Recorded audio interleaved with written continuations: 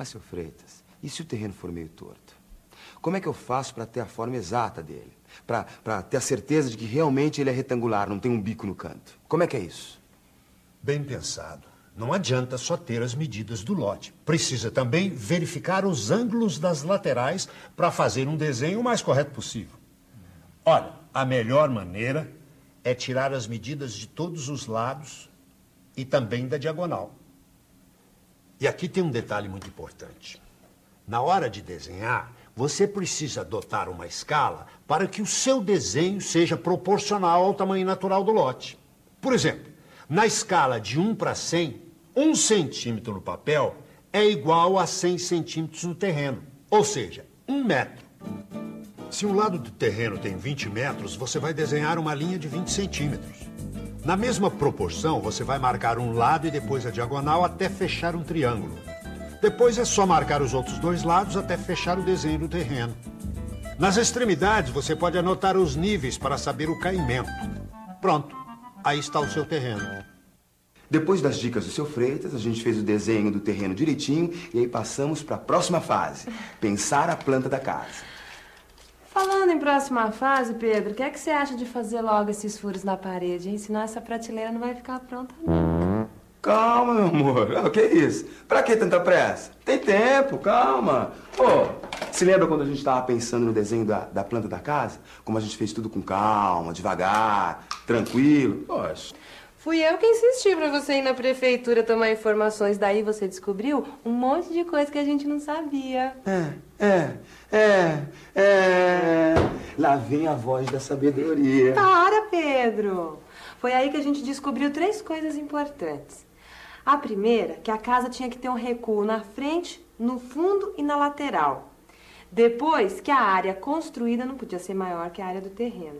E terceiro, que a área ocupada tinha que ser no máximo a metade da área do terreno. É verdade. Na época eu estava meio confuso, né, meu amor? Mas depois eu aprendi direito. A área ocupada é o quanto você usa do terreno. A área construída é o quanto você constrói. Agora, se a casa for for térrea, a área ocupada é igual à construída. Se a casa for um sobrado com 2 pisos iguais, a área construída é o dobro da área ocupada. Porque você soma o andar de cima com o andar de baixo. No nosso caso, o terreno tem 5 metros de largura por 20 metros de comprimento. E a área total é de 100 metros quadrados. E pela legislação da prefeitura, a área ocupada pela casa devia ser no máximo igual à metade da área do terreno, quer dizer, 50 metros quadrados. Como a gente tinha que deixar um recuo na frente de 5 metros, um recuo no lado de 1,5 metro e um recuo no fundo de 5 metros, sobraram quanto?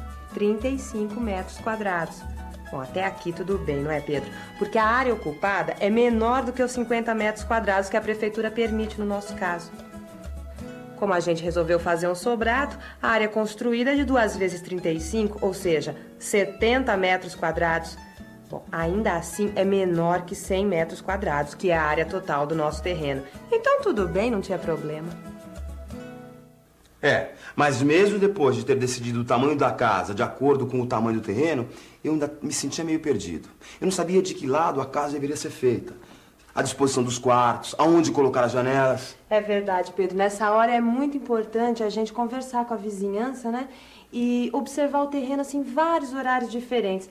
Lembra que eu conversei com a dona Diva? E ela me disse que o quarto dela era muito quente no verão e muito frio no inverno?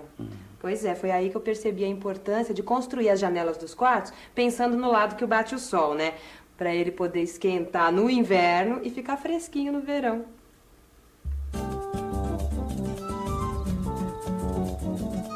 Uma vez, a gente foi no terreno bem cedinho. Tava começando a clarear. Só pra ver de que lado tava nascendo o sol.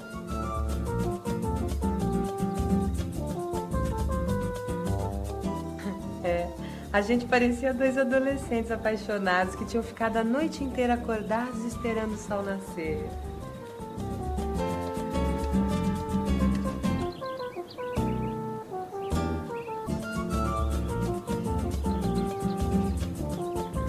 Parecia na época da escola que a gente aprendeu que o sol nasce no leste.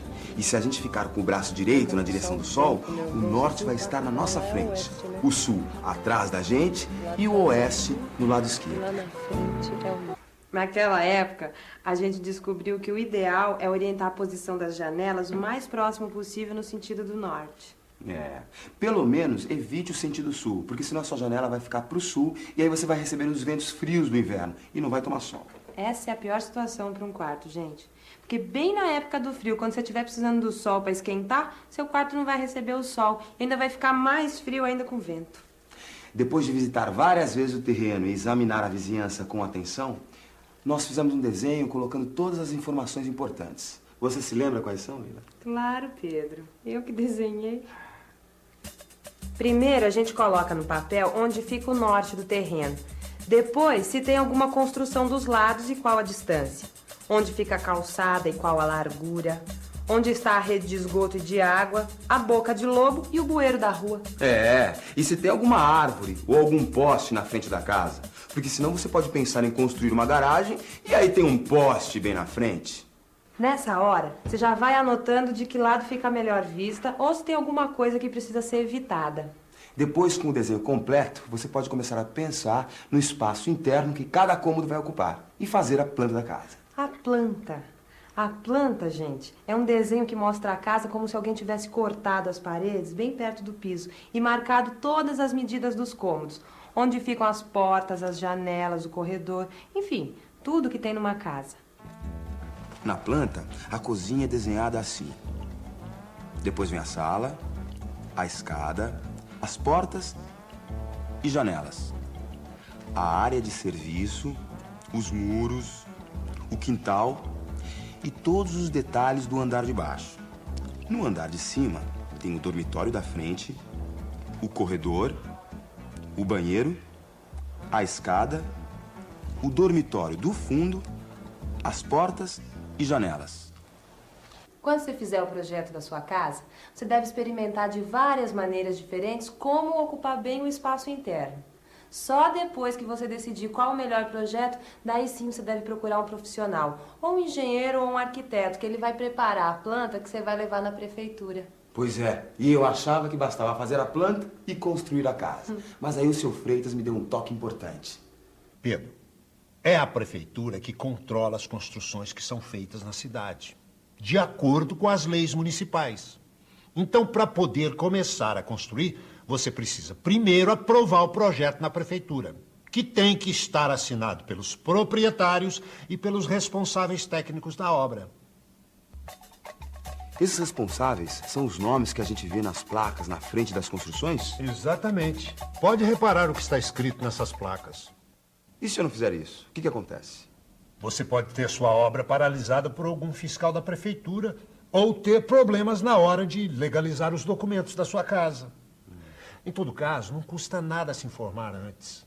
Em alguns lugares, a própria prefeitura indica um responsável técnico para ajudar a legalizar a obra. Ô, seu Freitas, o senhor manja de tudo, hein? Valeu, hein? Por mais essa dica. Ah, que isso. É um prazer poder ajudar um amigo. E depois, é assim que a gente vai melhorando a nossa cidade. Já imaginou se todo mundo fosse fazendo o que bem entendesse, construindo de qualquer maneira a bagunça que seria? Afinal de contas, a cidade também é a nossa casa, é ou não é?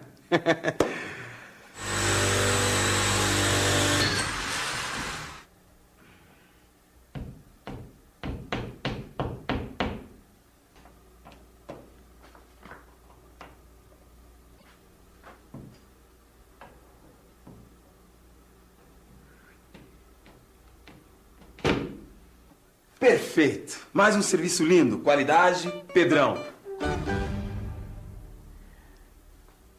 Sei não, Pedrão. Eu acho que o lado direito tá mais torto. Que nada, lá vem você, imagina. Tá certinha, pô. No próximo programa, você vai ver tudo o que é preciso fazer para iniciar a obra. Não perca.